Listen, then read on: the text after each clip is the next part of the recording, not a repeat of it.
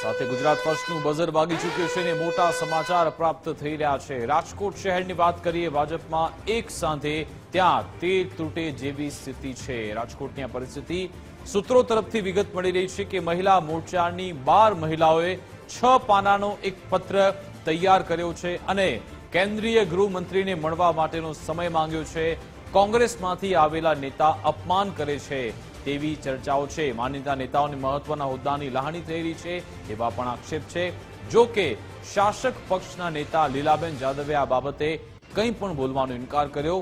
તેમણે કહ્યું કે સમય આવશે ત્યારે હું બધી જ ખુલીને વાત કરીશ, અત્યારે હું આ મુદ્દે કંઈ પણ બોલીશ નહીં તેવું લીલાબેન જાદવ કહી રહ્યા છે। એટલે કે રાજકોટમાં જે બે જૂથ ચાલી રહ્યા છે એ ફરી એકવાર સપાટી પર આવ્યું છે। વિગત એ મળી છે કે એક સાથે 6 જેટલી મહિલા મોરચાની 12 જેટલી મહિલાઓ જેમણે 6 પાનાનો પત્ર તૈયાર કર્યો અને કેન્દ્રીય ગૃહમંત્રી અમિત શાહ પાસે સમય માંગ્યો છે।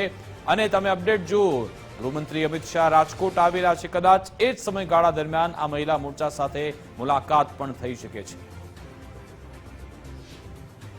હું કહીશ પણ અત્યારે નહીં, પ્લીઝ। સમય માંગ્યો છે 100%, હું 100% બધાને સમય માંગ્યો છે, આપણે સમય માંગ્યો છે, હા નાનો જવાબ દો। એમાં પણ હું અત્યારે નહીં કહી શકું, એમાં પણ હું નહીં કહી શકું અત્યારે। હા ને ના બે છે મારા માટે। તો આજ અંગે જાણકારી મેળવીશું। અમારા સંવાદદાતા રહીમ લાખાણી અમારી સાથે લાઈવ જોડાઈ ગયા છે। રહીમ, રાજકોટનો જૂથવાદ એકવાર ફરી સપાટી પર આવી રહ્યો છે।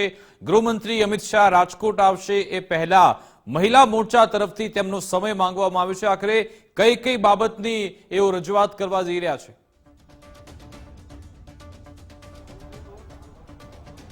ચોક્કસપણે વિકાસ, સૌથી મોટો સવાલ છે કે જ્યાં મહિલાઓનું સન્માન થતું હોય ને ત્યાં જ મહિલાઓ આ પ્રકારે સામે આવીને બોલવું પડે તે સૌથી મોટો સવાલ છે।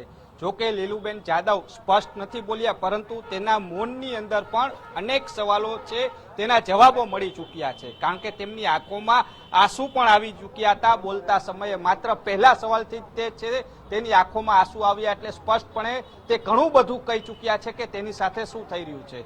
જાહેર પ્રોગ્રામમાં પણ તેનું અપમાન થયું હતું તેવી પણ વાત સામે આવી હતી। તો બીજી બાજુ તાજેતરના તેમના એક પ્રવાસને લઈને પણ ક્યાંક મેયર ચેમ્બરની અંદર પણ બોલાચાલી થયા હોવાની વાત છે તે સામે આવી હતી।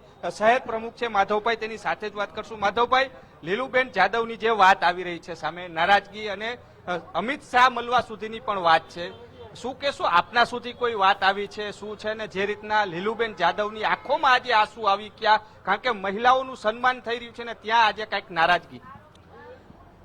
મેં હમણાં જ મીડિયાના મિત્રો સાથે પણ વાત કરી અને આપના માધ્યમથી હું કહેવા માંગુ છું કે ભારતીય જનતા પાર્ટી હંમેશા માતૃશક્તિને, મહિલાઓને, બહેનોને હંમેશા માન સન્માન આપતી રહી છે। શિસ્તબદ્ધ પાર્ટી છે, ક્યારેય આવું બને નહીં, આવું બન્યું નથી જ એ હું ક્લિયરપણે પ્રમુખ તરીકે કહું છું। લીલુબેનને જે કંઈ નાની મોટી ગેરસમજણો હતી એ બધી જ દૂર થઈ ગયેલી છે અને એમણે જે તમે વાત કરી હમણાં કે મેયર બંગલે આવી, મેયર ઓફિસમાં આવી રીતની થઈ હતી ચર્ચા, તો એમાં કોઈ જાતની ઉગ્રતા નહોતી, એ એક ચર્ચાનો ભાગ હતો, કોર્પોરેશનના પ્રશ્નોની ચર્ચા હતી, જે બાબત પણ મારે ખુલાસો થઈ ગયો છે। લીલુબેન પણ સાથે પણ મારે વાત થઈ ગઈ છે। રહી વાત કાર્યક્રમોની, તો કાર્યક્રમોમાં દરેક કાર્યક્રમમાં લીલુબેનને જે શાસક પક્ષના નેતા તરીકે પૂરતું માન સન્માન મળવું જોઈએ એ મળી જ રહ્યું છે, એ વિશેનો કોઈ વિવાદ નથી। તેમનું અપમાન, જાહેરમાં અપમાન થઈ રહ્યું છે, મીડિયા મારફતે સામે આવ્યું હતું ને તેમણે સ્વીકાર્યું પણ છે કે અત્યારે હું નથી બોલવા માંગતી, એટલે ક્યાંક દબાણ પણ હોઈ શકે છે। ને તમે કીધું ભૂતકાળના જે પ્રશ્નો છે તેનું નિરાકરણ પણ થયું છે, તો એવા તો શું પ્રશ્ન હતા કે લીલુબેનને આવી હેરાન કરવામાં આવી રહ્યા છે? અને ભૂતકાળમાં મેયરની જાસૂસીએ પણ આરોપ લગાવ્યો છે, મેયરે પોતે। આ બંને વાતમાં હું તથ્ય એટલે નથી ગણતો કે જે કંઈ આ તમે મને વાત કરો છો એ વાતમાં લીલુબેન જે વાત કરે છે એ એમનો પ્રશ્ન એક ડ્રાઈવરનો હતો, જે ડ્રાઈવરનો પ્રશ્ન કોન્ટ્રાક્ટર લેવલનો હતો હોય એ પ્રશ્નનો સોલ્યુશન થઈ ગયેલું છે। કોર્પોરેશનના ડ્રાઈવરના કોન્ટ્રાક્ટર હોય જે ડ્રાઈવરની નોકરીમાં ચેન્જીસ કરતા હોય છે। સામાન્ય ડ્રાઈવરની ચેન્જીસમાં આટલું બધું ન હોય માધવભાઈ, સામાન્ય ડ્રાઈવરની ચેન્જીસમાં આટલું બધું ન હોય, કારણ કે એવું તો હું રોવાઈ ન માંડું કે આવું બધું થઈ, ડ્રાઈવર બદલાય તો બીજો આવશે, ગાડી તો હલાવવાના, પણ વસ્તુ એવી તો આંખોમાં આંસુ એવી તો મહિલાઓમાં ન જ આવે। કાંઈક એવું છે કે તે બંધ મુઠ્ઠી રાખી જે જો ખોલશે તો ભડકો પણ થઈ શકે છે ને 6 પન્નાનો લેટર અમિત શાહને આપવાની પણ વાત છે. શું કહો? નહીં ભાઈ, તમે મને જે વાત કરી એ બાબતમાં મારે ઓલરેડી લીલુબેન સાથે એકદમ ક્લેરિટીથી વાત થઈ ગઈ છે. એમના મનમાં એક પણ ગેરસમજ નથી કે એમના મનમાં કોઈ પણ મારી વાત સાંભળો, મને મારું પૂરું કરી મારું એમને એવું કીધું છે કે હું બળાપો કાઢીશ. એક મહિલાને અન્યાય થઈ રહ્યો છે. આ પહેલા પણ જે મેયરનો પ્રવાસ હતો એ જાણીતો છે, બરોબર. આ બેન જે ક્યાંક યાત્રાએ ગયા હતા તેને લઈને આખો વિવાદ શરૂ થયો અને ત્યારબાદ આજ બેન ભાવુક થઈ ગયા અને એક પત્ર પણ લખવામાં આવ્યો. આખી હકીકત શું છે? તમે આખી માંડીને વાત કરો. હું માંડીને જ વાત કરું છું આપને કે જે પ્રશ્ન હતો એ આ વિષયનો હતો, ડ્રાઈવર વિષયનો હતો. ડ્રાઈવર વિષય એટલો નાની વસ્તુ છે કે જેની ગેરસમજણો દૂર થઈ ગયેલી છે. ત્યારબાદ વાત આવી એમના સોમનાથ પ્રવાસની, જે મને હમણાં પૂછવામાં આવ્યું. તો સોમનાથ પ્રવાસ એમનો ધાર્મિક પ્રવાસ, એ એમની રીતે એમણે ગોઠવેલો પ્રવાસ હતો. એની માટે એમને કોઈએ કશું જ કીધેલું નથી. હવે રહી વાત એમણે જે અત્યારે વાત કરી કે જે તમે કહો છો કે એમની આંખમાં આંસુ આવી ગયા, તો એ બાબતમાં મારે એમની સાથે લખ્યો છે. પત્રની વાત મારી પાસે આવી નથી. અમિતભાઈ, મેં પણ મારી વાત મહિલાઓએ સમિતિ પણ બનાવી છે, એ તો ધ્યાનમાં હોય જ ને. મારા ધ્યાનમાં છે. વર્તમાન પત્રમાં આખી આવી એક સ્ટોરી છપાણી હતી. હું એ જ કહું, હું ક્લેરિટી જ કરું છું. પત્રમાં પછી આવે, પેલા આપણી પાસે મારી શહેર પ્રમુખ છો, આપની પાસે ક્યાંક તો આવ્યું એટલે હું એમ જ કહેવા માંગુ છું. શહેર પ્રમુખ તરીકે હું પૂરું ગંભીરતાપૂર્વક જ કહું છું કે પત્ર લખવાની વાત કે બહેનોની સમિતિ બનવાની વાત મારી પાસે આવી નથી.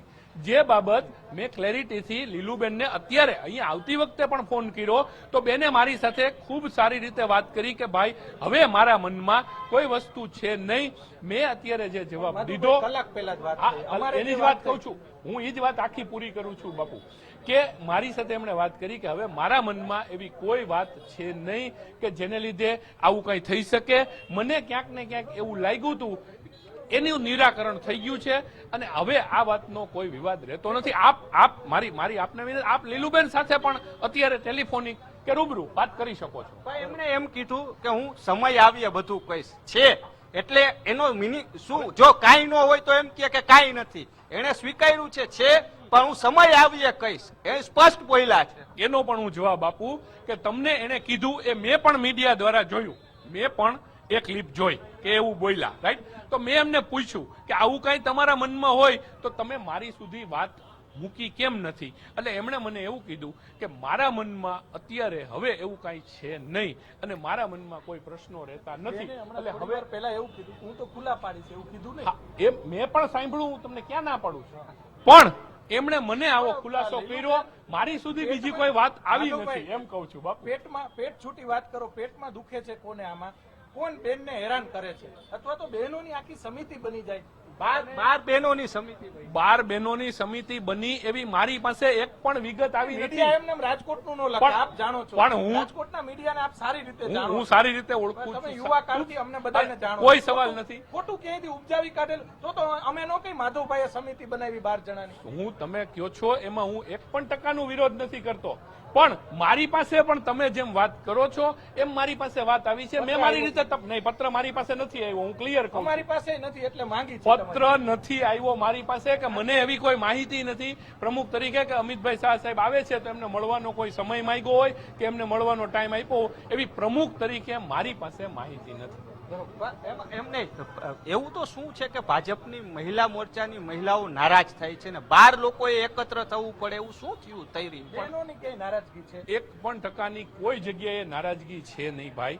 હું તમને ક્લિયર કહું છું ને બહેનોની નારાજગીની તમે જે વાત કરો છો એ મારી સુધી વિષય આવ્યો નથી તો હું કેમ બોલું?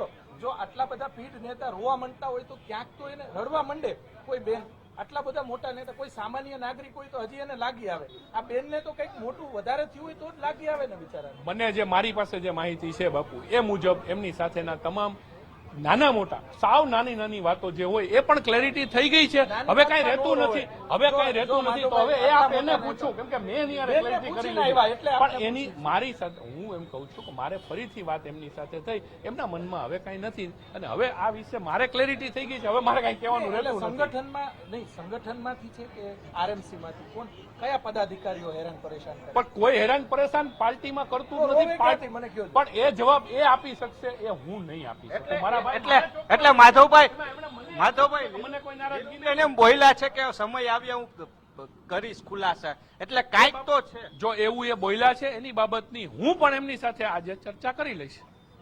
ચોક્કસ હું ચર્ચા કરી લઈશ. જે રીતના હતા માધવભાઈ દવે, તેમણે કહેવું છે કે જે પણ જે આખી વાત છે તેમાં હજી તેમને ગોળ ગોળ જવાબ આપ્યા, પરંતુ જે લીલુબેન બોલ્યા છે કે સમય આવીએ હું જે વાત છે તે કરીશ, એટલે તેને લઈને હવે માધવભાઈ છે તે પોતે પણ આગામી સમયમાં લીલુબેન સાથે બેઠક કરીને આખી વાત કરે. પરંતુ સૌથી મોટો સવાલ છે કે અમિત શાહને જે પત્ર લખવાની વાત છે તે 6 પાનાના પત્રમાં શું લખ્યું છે, કયા નેતાઓના નામ હશે, તે સૌથી મોટો સવાલ ઉત્પન્ન થઈ રહ્યો છે. વિકાસ, બિલકુલ આભાર રહીમ, તમામ જાણકારી આપવા બદલ, અમારી સાથે જોડાવા બદલ. હવે જોવાનું રહેશે અહીંયા આ જે ગરમાવો જોવા મળી રહ્યો છે, જો કોઈ જૂથવાદ છે તો પછી એને ખારવામાં આવશે, ઠારવામાં આવશે કે કેમ, એના પર નજર રહેશે.